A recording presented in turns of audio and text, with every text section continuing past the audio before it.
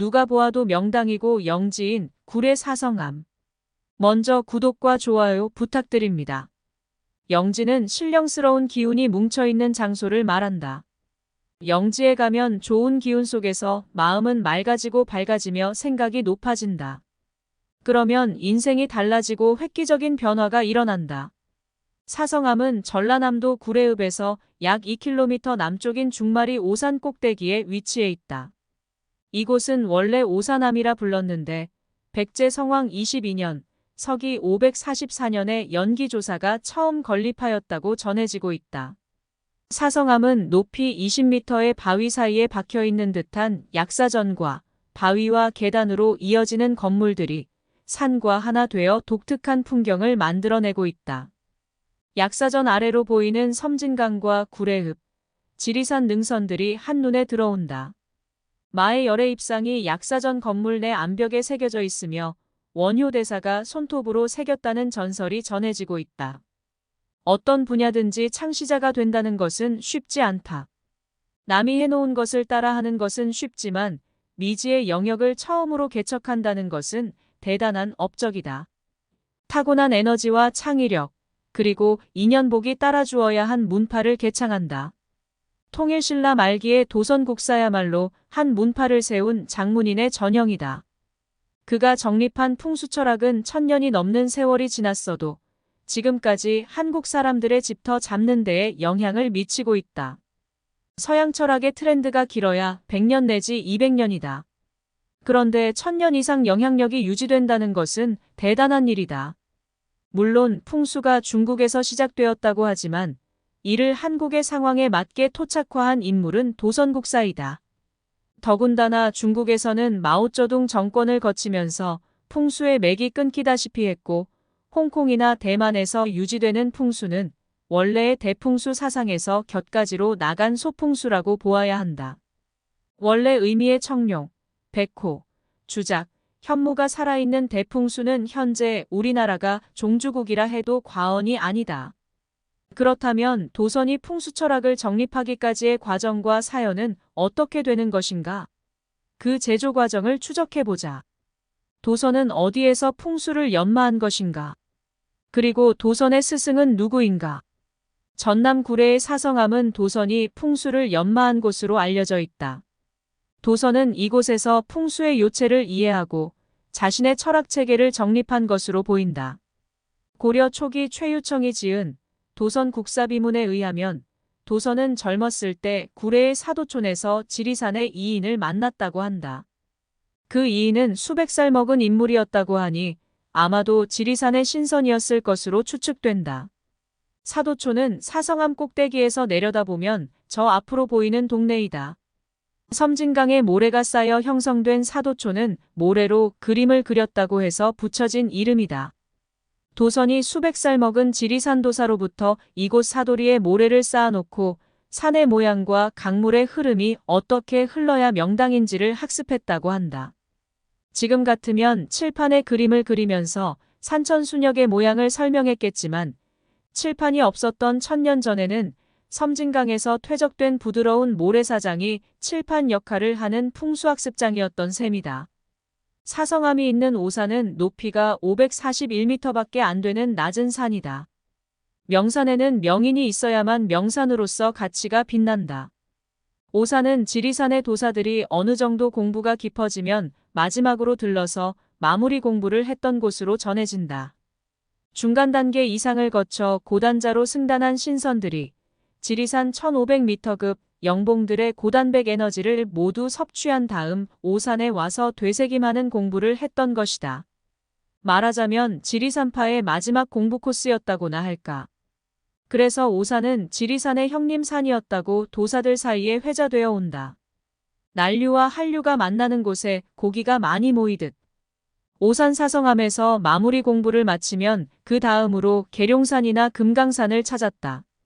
계룡산이나 금강산은 학교에서 배운 공부를 현실에서 적용해보는 실전 경험 양성 과정에 해당한다. 그렇다면 왜 541m밖에 안 되는 산이 지리산파의 최종 공부터가 될 수 있었을까? 오산에서 마주 보이는 구례 일대의 지리산은 한반도 백두대간의 큰 줄기가 3,000리를 흘러내려와 멈춘 지점이다. 풍수적으로 해석하면 결국 이룬 곳이다. 호박 줄기의 끝에 호박이 열리듯이 백두대간의 끝자락에 기운이 뭉치면서 국을 이룬 지점이다. 섬진 강물이 가로막고 있어서 그 다음에는 더 이상 갈 데가 없다. 그런데 자그마한 오산이 구불구불 3,000리를 내려온 대간의 에너지를 받쳐주는 역할을 하고 있다. 불교 용어로 표현하면 회향을 시켜주는 기능이다. 회향을 하지 않으면 기운이 그냥 분산되어 버린다. 달리 비유하면 반사경처럼 빛을 반사시켜주는 역할이기도 하다. 적당한 산이 끝에서 하나 받쳐주어야만 기운이 응집되는 것이다. 풍수에서는 이처럼 기운이 빠지지 않도록 응집시켜주는 역할을 하는 봉우리를 수구막이라고 부른다. 양산 통도사에도 차량 차단기가 설치되어 있는 정문 입구에 자그마한 봉우리가 하나 있는데 이 봉우리가 통도사를 관통하는 냇물의 기운을 마지막으로 잡아주는 기능을 하고 있다. 이게 없으면 통도사의 기운이 세기 때문에 에너지가 빠져버린다. 오산이 바로 이 수구막이 역할과 같다. 더군다나 오산은 지리산처럼 백두대간의 주맥이 아니다. 호남정맥의 끝자락에 해당한다.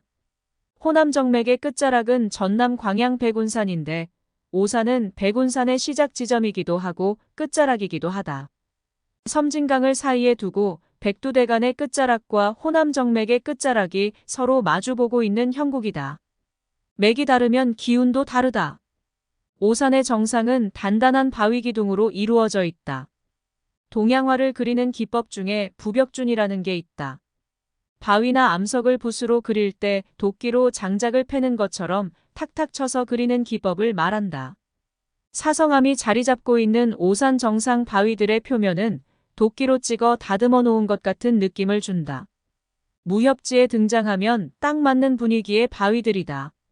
주인공이 적과 싸움을 하다가 내상을 입고 숨어 들어와 고수를 만나 다시 공력을 연마하는 장소 말이다. 신비스럽기도 하고 비밀스럽기도 하면서 장쾌한 경관이 연출되는 지점인 것이다. 신선들이 바둑을 두면서 놀았다고 하는 지점들을 유심히 보면 거의 대부분 이처럼 지기가 강하게 뿜어나오는 너럭바위들이다. 땅 기운을 받으려고 너럭바위에 머무른 것이다. 사성암의 바위들도 마찬가지이다.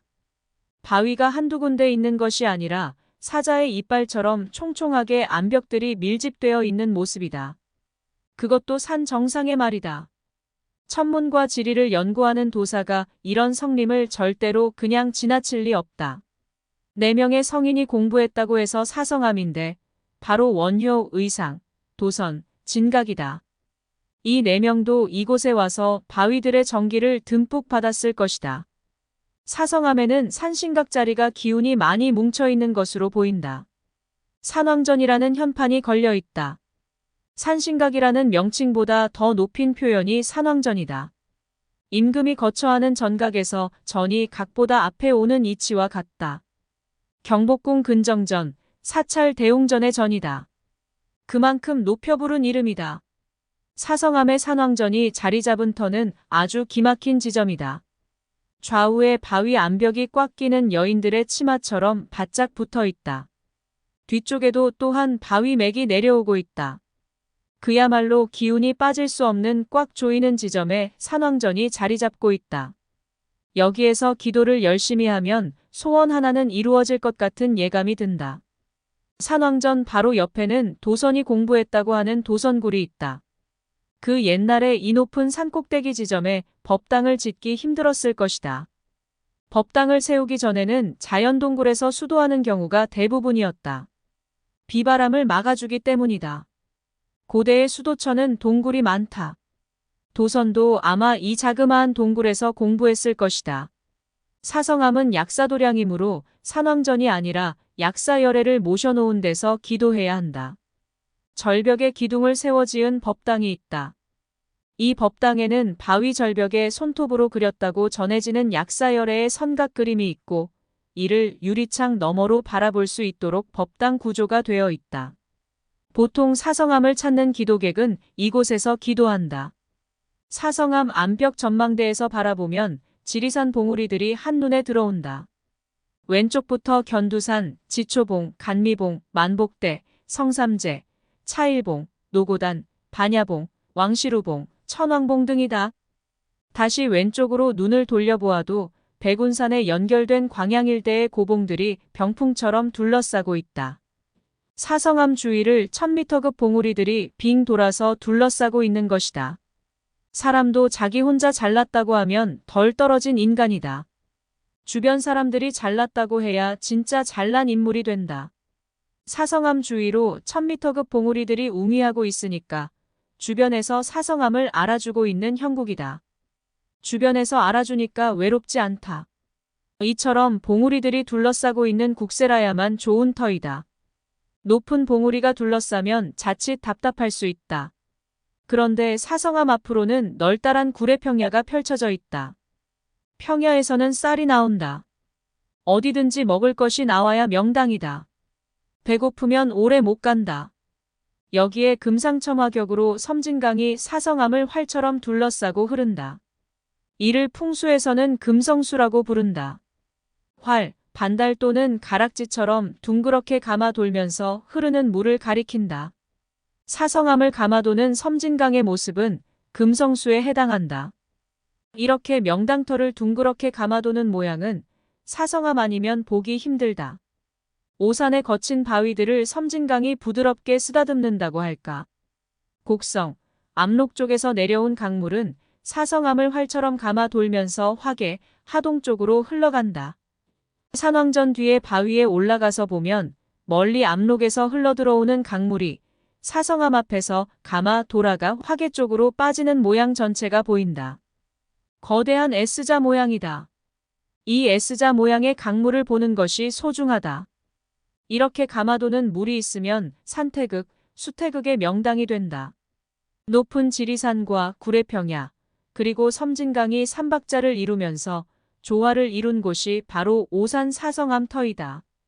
산의 흐름, 평야의 인가물의 방향을 알면 풍수 공부의 골격은 다 마친 셈이다.